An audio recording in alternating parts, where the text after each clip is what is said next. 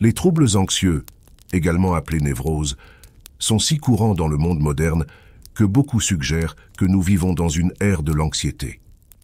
Aujourd'hui, nous verrons comment l'anxiété peut être la meilleure chose qui nous soit arrivée. En général, ceux qui parviennent à la confronter et à en sortir victorieux reviennent plus forts que ceux qui n'ont jamais eu à traverser cet enfer personnel. Mais pourquoi tant de gens souffrent-ils d'anxiété? Qu'est-ce qui la cause? Pour Carl Jung, les troubles névrotiques, parmi lesquels nous pouvons trouver les types d'anxiété, remplissent une fonction de régulation. Ce sont comme des messagers qui essaient de nous avertir d'un danger encore plus grand. C'est un symptôme qu'il se passe quelque chose de plus grave dans notre vie. L'anxiété est le résultat du conflit dans la vie. Il y a quelque chose que nous ne faisons pas, que nous ne disons pas, ou que nous n'affrontons pas. L'éviter ne fait que nous ramener en arrière dans nos façons de nous adapter au monde. Ce recul dans la vie déclenche des alarmes psychologiques, car l'énergie que nous aurions dû utiliser pour atteindre notre objectif se retourne contre nous, sous différentes formes de névrose. Nous verrons l'une des origines de l'anxiété, et comment nous poser les bonnes questions peut nous amener à prendre les mesures nécessaires pour donner un tournant à notre vie, un changement que l'anxiété elle-même nous avertit que nous devons faire. Le psychologue Carl Jung a passé une grande partie de sa carrière à essayer de répondre à cette question, et il a de bonnes nouvelles. Je ne suis pas totalement pessimiste à propos de la névrose. Dans de nombreux CA, nous devons dire merci au ciel qu'elle ait pu décider de devenir névrosée. En réalité, la névrose est une tentative d'auto-guérison. C'est une tentative du système psychique de restaurer l'équilibre. Carl Jung, la vie symbolique. Cependant, de nos jours, la thérapie est souvent négligée au profit des pilules, considérées comme le remède à pratiquement tous les maux mentaux. Et le problème avec un modèle basé uniquement sur la médication est qu'il se contente de calmer les symptômes sans guérir la cause de la maladie. Au contraire, Jung ne voyait pas le trouble anxieux comme de simples symptômes, mais comme un signal d'alarme qui survient parce que nous avons besoin de changements urgents dans notre vie. Si nous évitons les symptômes de l'anxiété avec des médicaments, mais que nous continuons ensuite notre vie comme avant, nous finirons par nous nuire, car nous perdons les précieuses informations que le trouble anxieux a à nous révéler. Nous ne devrions pas essayer de nous débarrasser d'une névrose, mais plutôt expérimenter ce qu'elle signifie, ce qu'elle a à nous enseigner. Quel est son but? Carl Jung, Civilisation en transition. Dans cette série de 2 vidéos, nous allons explorer la théorie générale de Jung sur les troubles anxieux. Aujourd'hui, nous allons voir quelle est leur origine et quelles informations cruciales pour nous se cachent dans l'anxiété. Dans la 2e vidéo, nous verrons l'approche de Jung pour échapper aux griffes de nos démons et revenir à une vie plus prospère, c'est-à-dire comment utiliser l'anxiété à notre avantage. Alors, quelle est l'origine du trouble anxieux? Étape 1. Ne déterrez pas le passé. Pour Jung, la cause de l'anxiété se trouve toujours dans le présent. Si nous construisons un traitement basé sur le passé lointain, nous suivons le désir de notre patient de s'éloigner autant que possible du présent critique. Cependant, le déclencheur émotionnel est principalement dans le présent, et c'est seulement là que nous pouvons le résoudre. Carl Jung, théorie de la psychanalyse. Jung ne niait pas que nous aurions pu souffrir d'anxiété dans notre enfance. Il ne négligeait pas non plus l'influence de l'éducation sur notre développement psychologique. Au contraire, il se concentrait sur le présent, parce qu'il savait que ce qui provoque les symptômes de l'anxiété est une façon de vivre en conflit ici et maintenant. Vous voyez, il peut y avoir eu des conflits dans notre enfance, mais ces conflits ont changé avec nous, et ils ne sont plus la cause de notre souffrance actuelle.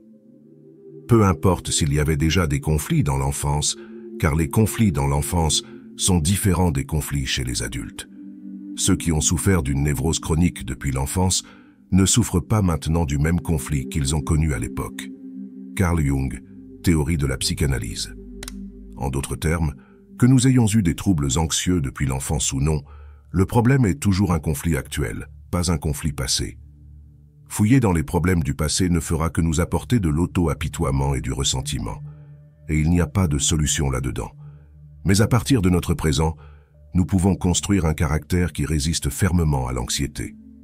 Alors, quels sont ces conflits qui nous mènent à l'anxiété? Dans son œuvre, La signification du Père pour le destin de l'individu, Jung fournit une citation du philosophe stoïcien grec Cléante qui nous aide à démêler ce mystère. Les parques guident les disposés mais traînent les négligents, Cléante. Étape 2. Accomplissez votre devoir. Les parques étaient les 3 déesses tisserandes de la mythologie grecque qui filaient les fils du destin de chaque personne. Jung ne croyait pas en des dieux ou des déesses déterminant notre destin, mais il croyait que chacun de nous se voit confier une série de tâches dans la vie, des tâches que nous n'avons pas choisies, mais que nous devons accomplir. Par conséquent, nous pourrions appeler ces tâches notre destin. Ces tâches résultent de notre histoire personnelle, de notre nature mortelle et de la culture dans laquelle nous vivons. Par exemple, la plus importante de ces tâches est notre impulsion biologique à transmettre nos gènes. Mais il existe d'autres tâches telles que l'acquisition d'une indépendance psychologique vis-à-vis de nos parents, le développement d'une vie sociale, la contribution à notre communauté, la recherche d'un but et enfin, l'affrontement de la mort. Selon Jung, nous avons un instinct naturel pour accomplir ces tâches. Nos instincts et notre raison nous poussent dans cette direction. Mais bien que notre nature nous motive à accomplir les tâches de la vie, nous avons aussi tendance à ne pas vouloir sortir de notre zone de confort vers l'inertie et l'auto-sabotage. Ou comme l'a exprimé Jung, nous avons une forte aversion pour tout effort intentionnel et nous sommes en quelque sorte addictifs à la paresse absolue jusqu'à ce que les circonstances nous poussent à l'action. Carl Jung, théorie de la psychanalyse. Si nous pouvons prendre le contrôle de notre paresse et montrer le courage d'affronter les tâches de la vie, alors ces tâches agissent comme des guides qui marquent le chemin vers un développement sain. Le destin nous pousse en avant, mais si notre paresse et notre peur prennent le contrôle et que nous négligeons les tâches de la vie, elles deviennent alors des chaînes autour de notre cou. Nous devenons les négligents que Cléante a mentionnés, ceux que le destin entraîne entraînant. Pour Jung, le névrosé est l'homme ou la femme qui marche parmi les négligents ou les irresponsables, c'est-à-dire ceux qui ont une attitude défectueuse envers les tâches de la vie. Lorsqu'il traitait ses patients, Jung soulignait que le problème pour le névrosé anxieux se trouvait toujours dans son attitude envers la vie. La conquête des tâches est d'une importance secondaire. Je m'explique. Parfois la vie peut nous présenter des défis si énormes qu'ils rendent impossible l'accomplissement d'une de ces tâches de la vie. Mais même si nous ne parvenons pas à accomplir une de ces tâches, cela ne signifie pas que nous sommes condamnés à souffrir d'anxiété. Vous voyez, ce n'est pas le fait d'accomplir les tâches qui va nous libérer, mais l'attitude que nous adoptons face aux défis. Dans les rares cas où nous ne parvenons pas à accomplir une tâche de la vie, la réaction appropriée est d'accepter la situation et de diriger notre énergie vers une autre tâche, mais ne vous inquiétez pas, les cas où le défi est absolument insurmontable sont très rares. Ce qui nous arrête la plupart du temps, c'est plutôt une incapacité de l'âme. Nous sommes trop paresseux ou nous manquons de courage pour affronter le défi. Être entravé de cette manière n'est pas exclusif aux névrosés, car nous sommes tous confrontés à des moments où notre détermination est mise à l'épreuve. Mais ce qui est unique chez le névrosé, c'est qu'au lieu de reconnaître ses incapacités, il choisit de se tromper lui-même et d'attribuer la faute uniquement aux obstacles sur son chemin. Le névrosé se retire de ses tâches de vie, non pas en raison d'une impossibilité réelle, mais à cause d'une barrière artificielle qu'il s'est lui-même inventée. À partir de ce moment, il souffre d'un conflit interne. Réalisant maintenant sa lâcheté, il perd la partie en affrontant le défi et sa fierté. En tout cas, sa force est impliquée dans une guerre civile inutile et l'homme devient incapable de toute nouvelle action. Son efficacité est réduite, il n'est pas complètement adapté. Il est devenu un mot, un névrosé. Carl Jung, théorie de la psychanalyse. Étape 3. Ne te retire pas de la vie. D'un côté, nous avons une barrière que nous avons nous-mêmes érigée en raison du manque de courage, de volonté ou pour toute autre raison, et de l'autre côté, le désir de vivre que tout individu normal possède, mais qui est bloqué par la barrière que nous avons dressée. Nous sommes comme une cocotte minute. Cette énergie refoulée trouvera éventuellement une issue alternative, dans notre cas, sous forme de névrose. L'énergie accumulée qui aurait été utilisée pour résoudre la tâche retourne aux anciennes causes, et les systèmes obsolètes du passé se remplissent à nouveau. Carl Jung, Freud et la psychanalyse. En d'autres termes, si nous cessons de progresser dans la vie, nous avons tendance à revenir à des formes d'adaptation plus immatures, ou ce que Jung appelait le mode enfant.